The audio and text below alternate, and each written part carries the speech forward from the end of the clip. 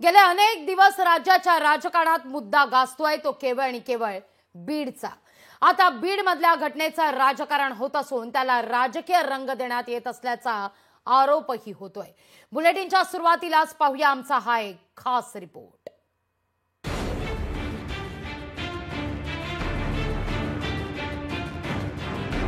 सरपंच संतोष देशमुख हत्या प्रकरणाला राजकीय वळण लागतंय का असा सवाल आता उपस्थित होतोय। बीड जिल्ह्यामध्ये दोन समाजात द्वेष निर्माण करण्याचा प्रयत्न होत असल्याचा आरोपही होतोय। 9 डिसेंबरला बीडमधील मस्साजोगचे सरपंच संतोष देशमुखांची हत्या झाली। त्यांना आणि त्यांच्या कुटुंबियांना न्याय मिळावा यासाठी 10 डिसेंबरला तब्बल 15 तास राष्ट्रीय महामार्ग रोखून धरला गेला होता।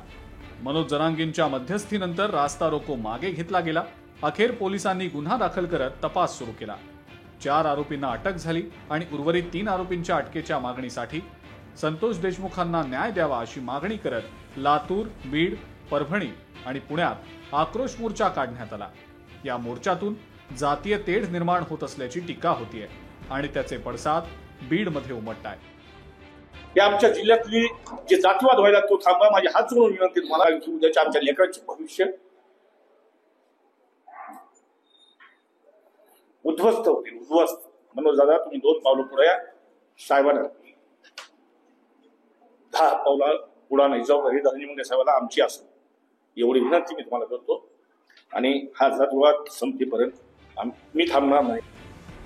सामाजिक कार्यकर्त्या अंजली दमानी यांनी सुद्धा एका समाजाबाबत प्रतिक्रिया दिली आणि त्यामुळे या संपूर्ण प्रकरणाला जातीय वळण लागताना पाहायला मिळालं। सगळे वंजारी समाजाचे लोक आहेत असं मी म्हटलं। एका त्या समाजाला म्हणजे वंजारी समाजाच्या लोकांना मोठ्या प्रमाणावर प्रशासनात घेण्यात आलं होतं आणि मी कुठेही हा समाज कष्टाळू नाही, आळशी आहे किंवा काही काम करत नाही आणि त्यांना फायदा दिला जातो असं एक चकार शब्दांनी पण म्हटलं नाही। मराठा समाज एकवटल्यानंतर धनंजय मुंडे समर्थकांनी मनोज जरांगे यांच्या विरोधात बीडमधल्या विविध पोलीस स्टेशनमध्ये गुन्हे दाखल केले। तर या घटनेला राजकीय रंग देऊ नये, त्याचबरोबर जाती जाती तेढ निर्माण करण्याचा प्रयत्न करू नये असं आवाहन जरांगेंनी केलेलं आहे। आम्ही आतापर्यंत 26-27 दिवस त्याचं तोंडावर नाव सुद्धा घेतलं नाही, कारण आम्हाला जातीवाद करायचा नाही, जातीय तेढ निर्माण करायचा नाही। आधी सुरुवात त्यांनी केली। 4 दिवसापूर्वी त्यांचे ओबीसीचे नेते बोलले, धनंजय मुंडेच्या सांगण्यावरूनच बोलले, अशी आम्हाला शंका आहे। धनंजय देशमुखांना पोलीस स्टेशनमध्ये धमकी दिली गेली तरी आम्ही शांतच बसायचं का? सुरुवात आम्ही जातीवादाची केलेली नाही, जातीवादाची त्यांनी केली।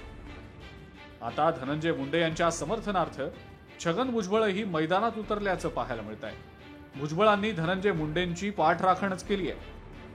जोपर्यंत कन्फर्म्ड होत नाही की त्यांचा हात त्याच्यामध्ये कुठेही आहे तोपर्यंत का राजीनामा त्यांनी द्यावा किंवा मागावा तरी आपण, मला हे काही बरोबर योग्य वाटत नाही। एवढी काय साफ म्हणून भुई थोपटणं हे काही बरोबर नाही।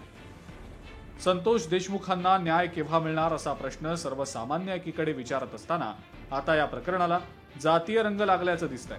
त्यामुळे येत्या काळात हा मुद्दा संतोष देशमुख यांना न्याय मिळवून देण्याच्या भोवती फिरणार की जातीच्या भोवती फिरणार हे पाहणं महत्त्वाचं असेल। विकास माने, लोकशाही मराठी, बीड।